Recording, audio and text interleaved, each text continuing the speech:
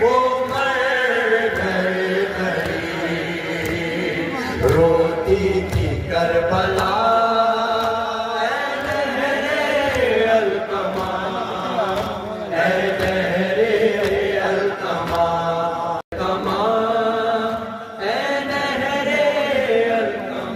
مصرع سنیے گا سرکار، مصرع سنو، اگر آپ نہر پہ جاؤ گے ایک بات کو محسوس کرنا، نہر پہ جاؤ اللہ تمہیں لے کے جائے گا۔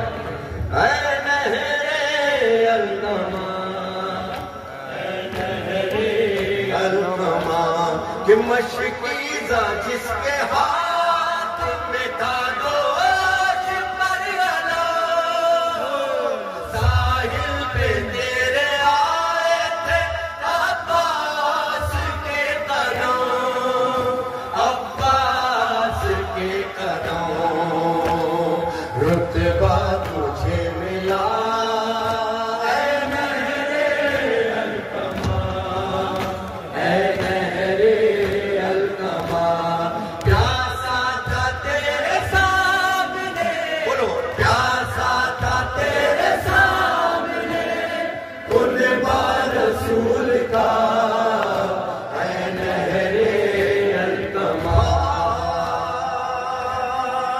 سوال کیا جاتا ہے کہ روتے کیوں ہو؟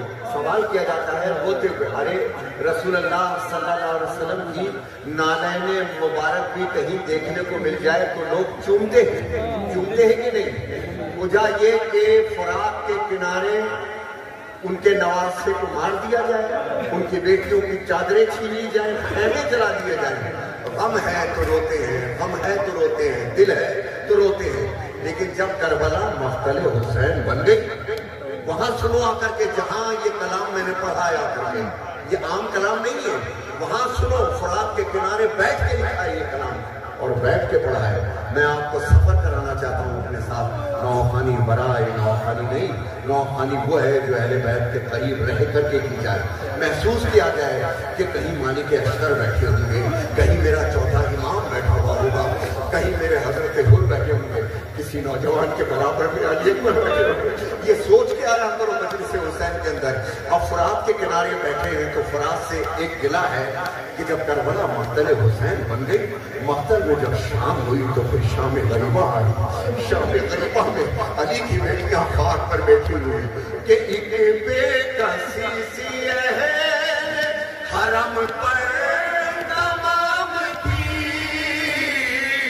ایک بے کسی سی اہل حرم پر تمام تھی، کتنی اداس شام غریبہ کی شام تھی، غریبہ کی شام تھی، اے واپسی بتا اے نہر القما، مل کے بولو اے نہر القما، پیاسا تھا تیرے سامنے، پیاسا تھا تیرے سامنے، قربا رسول کا اے نہر القما، اے نہر مصرع سنیے گا، اے نہر القما، اے نہر القما، ارے دو بوند